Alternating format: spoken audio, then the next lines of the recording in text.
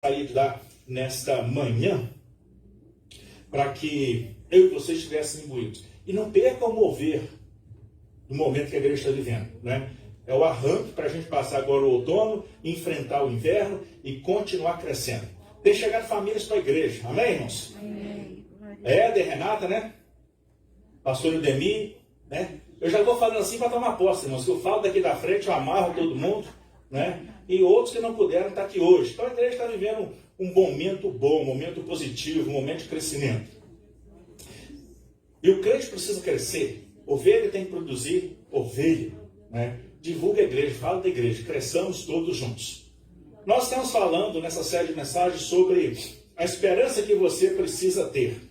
Hoje nós vamos falar sobre a esperança que você precisa ter para ser transformado, para se permitir ser transformado.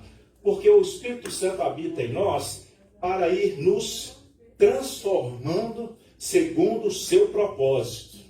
Agora, eu preciso aceitar ser transformado, porque nós cremos no direito de escolha.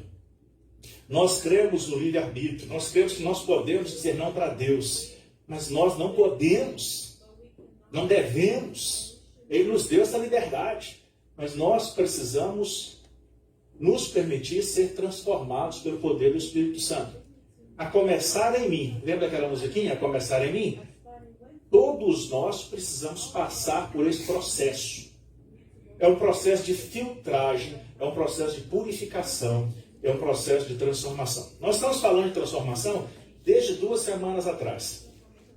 Teve uma célula 2 semanas atrás, nós falamos sobre a questão de transformação. Na célula passada, no culto de quarta-feira dessa semana, e hoje também nós vamos falar sobre transformação.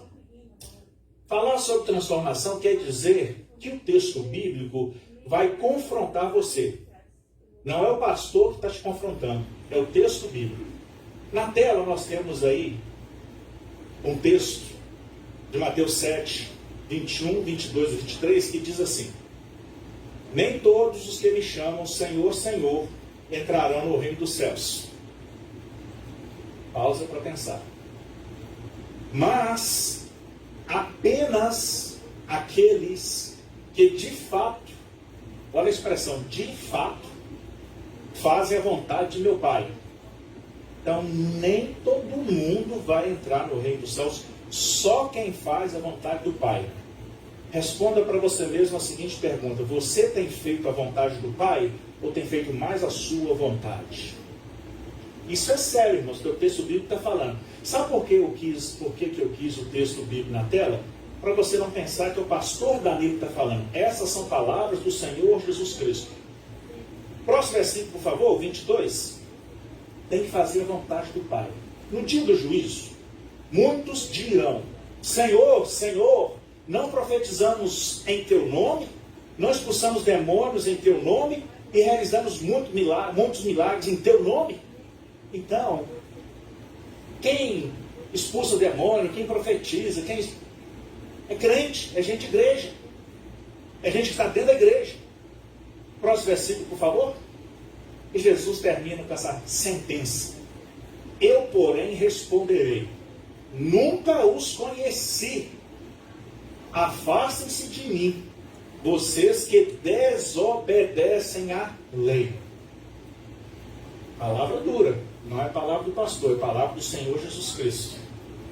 E nem todo frequentador de igreja é crente, que nem todo frequentador de igreja vai ser salvo. Só quem tiver a vida alinhada com os princípios do Senhor Jesus Cristo. Se você entendeu, diga amém. Amém. Nosso desafio é esse. Quero que você abra a sua palavra, o texto vai estar na tela também, em Atos capítulo 2, versículo 37. Atos 2, versículo 37.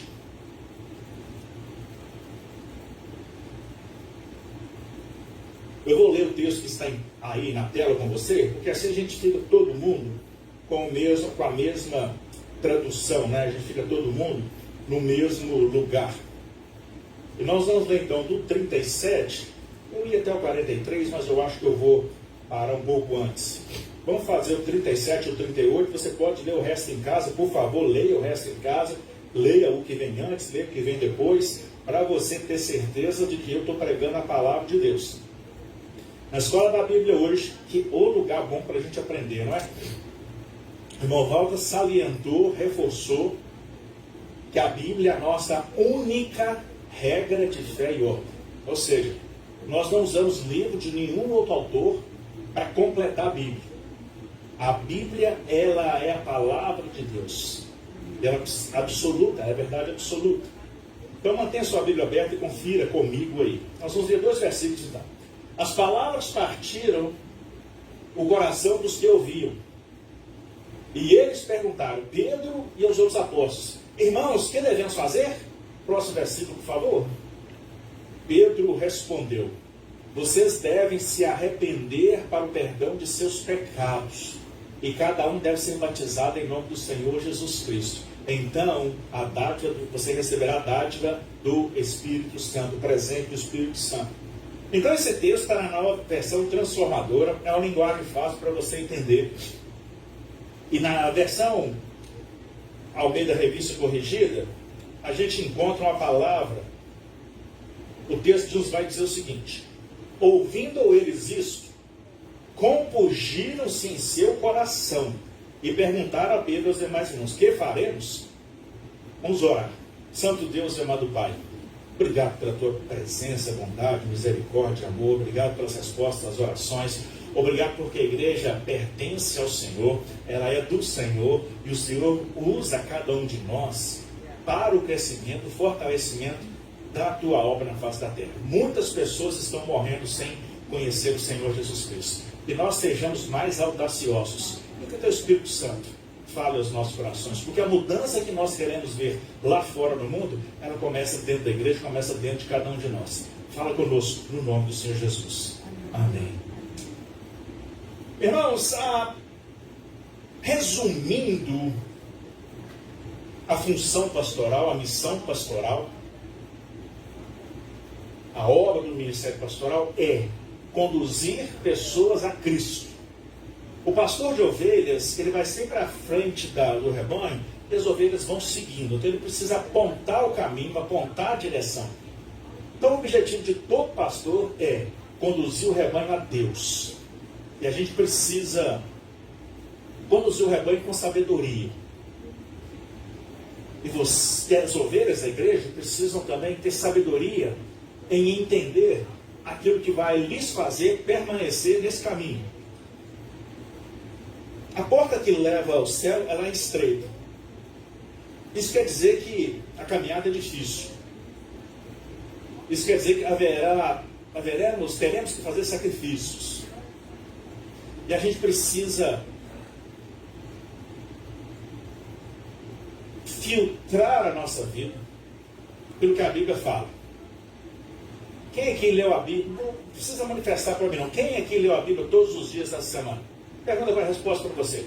Eu gosto de fazer as perguntas, mas eu não quero expor ninguém. Porque se eu quero me aproximar de Deus, eu tenho que ler minha Bíblia todos os dias da semana, se possível mais de uma vez por dia. Do contrário, você já está se distanciando sem perceber. Infelizmente, o versículo lá que nós lemos, Mateus 7, diz que nem todo mundo que vem para a igreja vai ser aprovado por Jesus Cristo. Então há uma aprovação. Por que é diferente? Se fosse para ser de qualquer maneira, igual as pessoas lá de fora querem acreditar que é, não precisava de Cristo ter vindo e morrido na cruz. Era só Deus falar, tá bom, esse povo vai viver do jeito que quiser, no final perdoa e está tudo certo. Se não fosse para ser diferente, transformado, se não houvesse a necessidade de largar o pecado, de se humilhar debaixo da potente mão de Deus, de servir a Deus, de colocar a vontade de Deus acima da nossa, não precisava nem ter igreja, não precisava nem ter culto, não precisava nem ter Bíblia. Jesus Cristo morreu, vai salvar todo mundo. Então, para que ensinar a Bíblia? Ou por que Jesus Cristo, então, perdeu tanto tempo ensinando coisas, se não precisava de nada disso? Mandando a gente obedecer, mandando a gente se arrepender, mandando a gente ser transformado, se isso não fosse necessário. Então, irmãos, o mais importante não é como se começa a corrida, é como se termina a corrida. Você pode começar a corrida sendo o último corredor da fila. O que vai contar é se você vai chegar em primeiro. Então não é onde você está e não é como você começou. é como você vai terminar. Na vida espiritual é a mesma coisa. Então não importa se em algum tempo da sua vida você foi um bom crente. Hoje você é um crente mais ou menos, mas o que você fez no passado compensa o de hoje? Não. Precisamos ser então transformados. Estamos em um tempo em que as pessoas, incluindo todos nós, estão procurando por pregadores que não preguem uma palavra que confronte o seu modo de vida. É mais cômodo. É mais cômodo.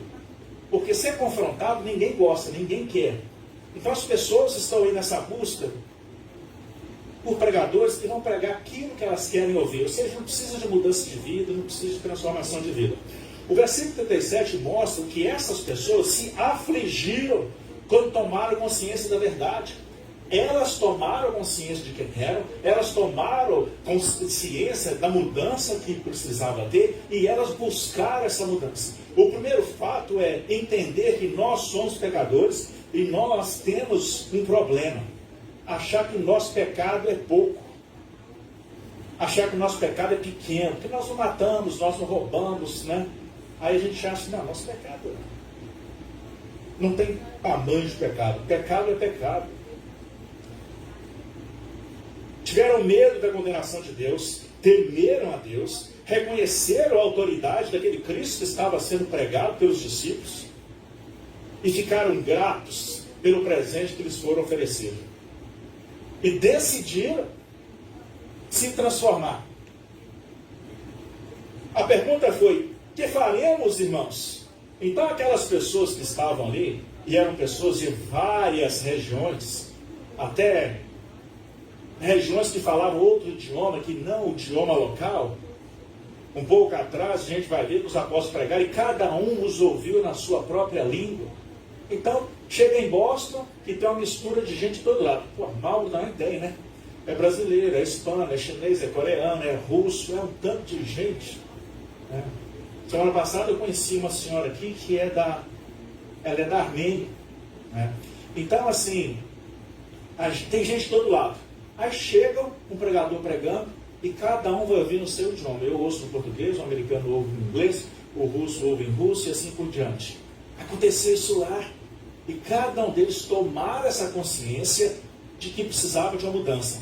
Que nós faremos? Essa, irmãos, é a pergunta. Essa foi a pergunta que foi feita. Que precisamos fazer? A pergunta que nós precisamos fazer hoje é: o que nós faremos para sermos crentes melhores? O que nós faremos para recebermos o selo da aprovação de Cristo? O que é que eu preciso fazer? Como eu devo viver? Tem que ter interesse nessa mudança de vida. O mundo é um lugar agradável, às vezes inóspito, mas é gostoso viver no mundo, ganhar coisas no mundo, ter conforto no mundo, mas o mundo não se compara aos céus. E eu imagino que você queira ir para o céu. Então você precisa fazer de tudo para permanecer nesse caminho.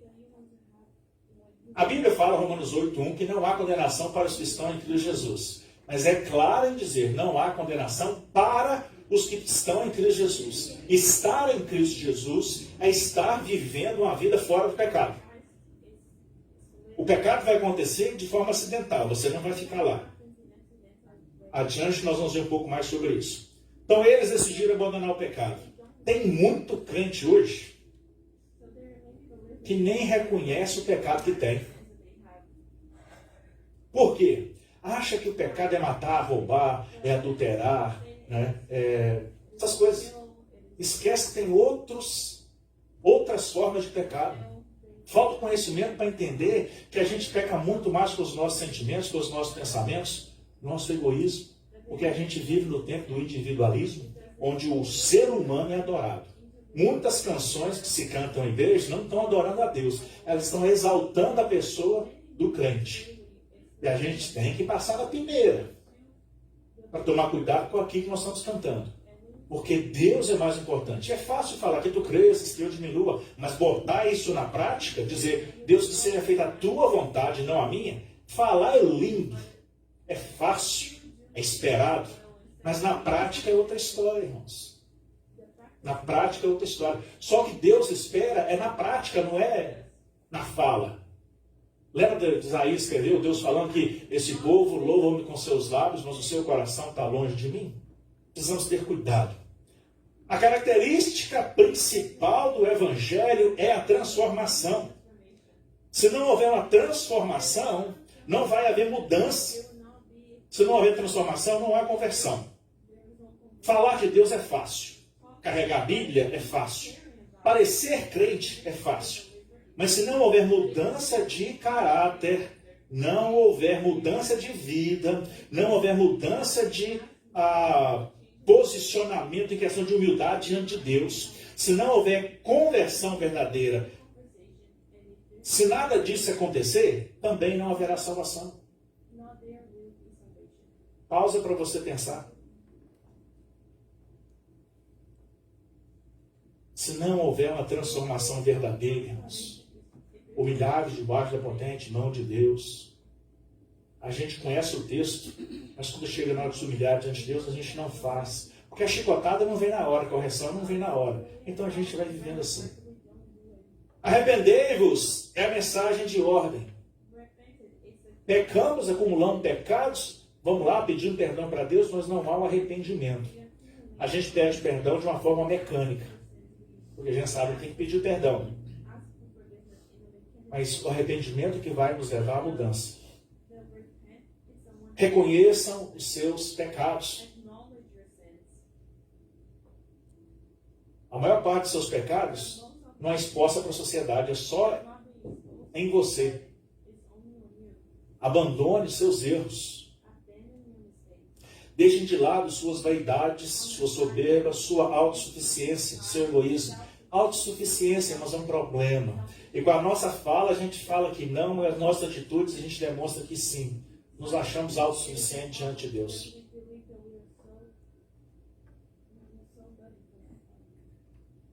Foi o sentimento que o diabo teve, rebeldia, né?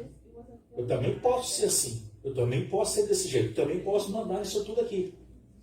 Eu também quero um trono. Esse foi o problema do diabo. Esvazie-se de suas vontades para que você se preencha da vontade de Deus e a vontade de Deus prevaleça na sua vida. Entendeu? Diga amém. Amém. Nós somos servos de Cristo. Não é essa a expressão? O servo não é dono de si mesmo. O servo, ele é servo porque tem um amo acima dele, tem um senhor acima dele. E esse senhor é que determina o que a gente vai fazer. Não viva por conta própria. A mensagem do batismo de arrependimento era a mensagem pregada por João Batista, que veio para preparar o caminho do Senhor. Ser batizado é ser mergulhado nas águas como representação de morte e vida. Ser batizado é nascer de novo para uma nova vida. É simbólico, mas é um novo nascimento. Leia o diálogo entre Jesus e Nicodemos. O arrependimento e o abandono do pecado, ou seja, a morte do velho homem, resultarão em perdão de Deus para as nossas vidas. Isaías 55:7, nós encontramos o seguinte texto. Deixe o ímpio seu mau caminho, e o homem maligno os seus pensamentos, e se converta ao Senhor, que se compadecerá dele.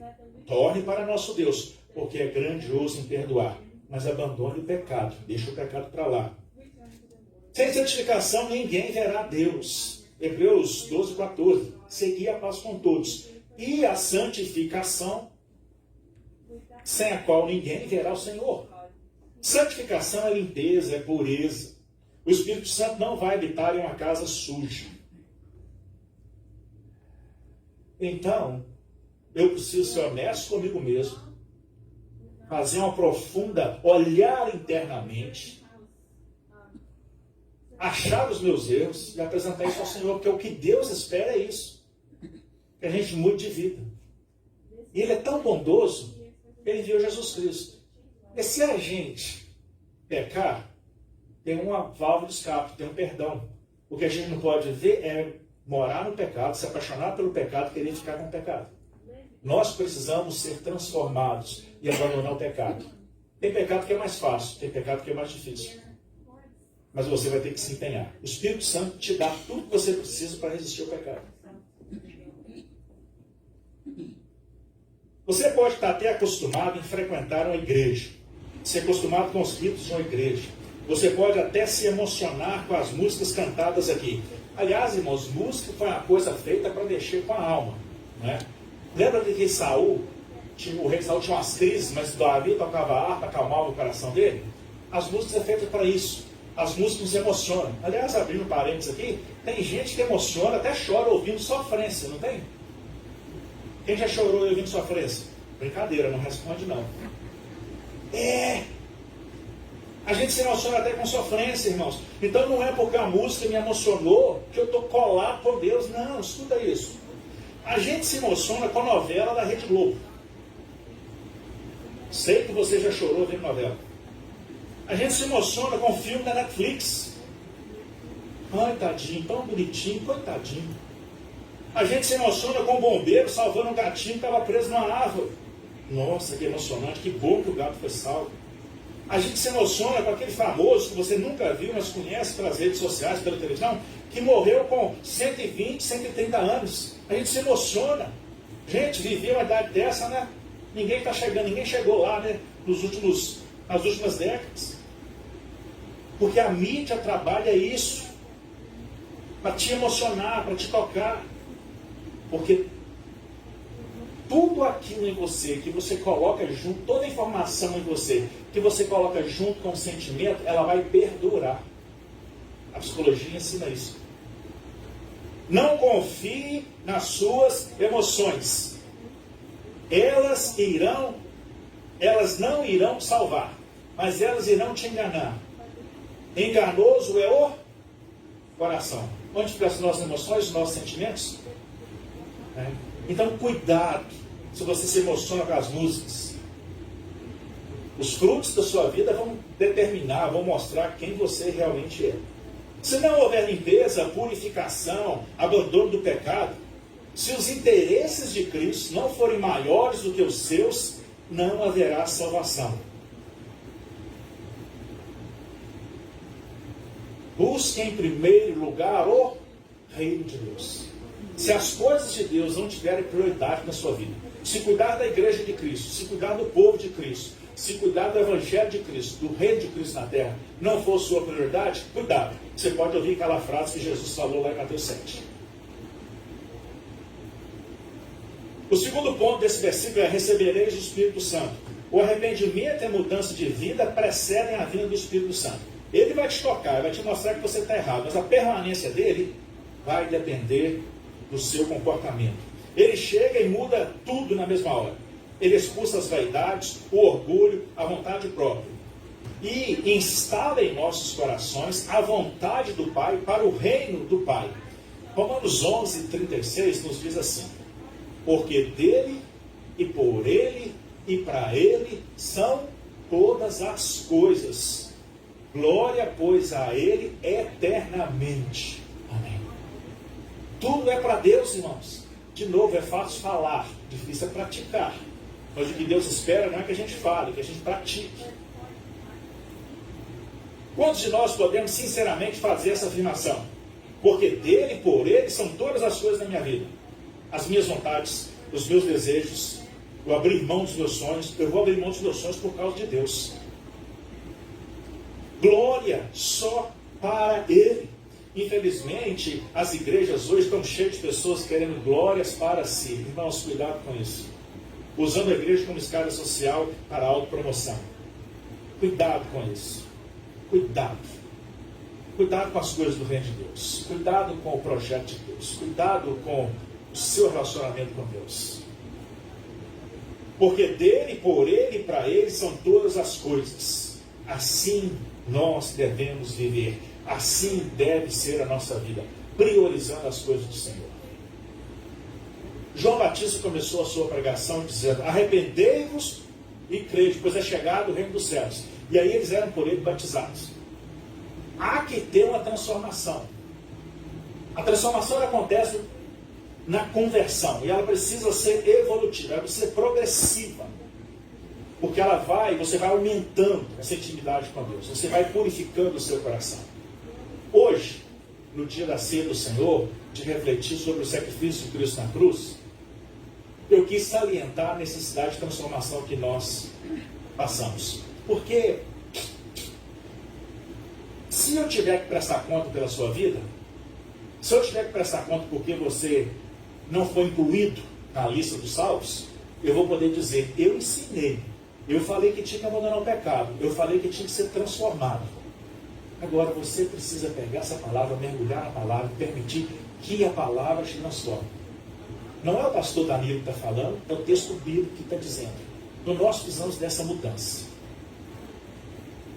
Nada na vida pode nos afastar disso. Precisamos nos esvaziar de nós mesmos. O que é nos esvaziarmos de nós mesmos? Nos esvaziar de nós mesmos é permitir que a palavra do Senhor, que a vontade do Senhor domine sobre a minha. Infelizmente o mundo nos coloca em um patamar onde o ser humano está sendo valorizado. E nós somos vítimas disso. Você é vítima disso. Mas não é porque você é vítima disso que você precisa ficar prostrado aí. Você já sabe que o sentimento é isso. Colocar a sua vontade acima da vontade de Deus. A sua vontade acima do reino de Deus. Mas você sabe que isso não é a ordem certa das coisas. Então cabe a você e somente a você mudar todas as coisas. Amém? Que Deus possa abençoar você, completar no seu coração essa mensagem e todos nós sejamos transformados, irmãos, pelo poder de Deus. Quanto mais a gente ora, lê a Bíblia, mais a gente se aproxima de Deus e menos a gente erra.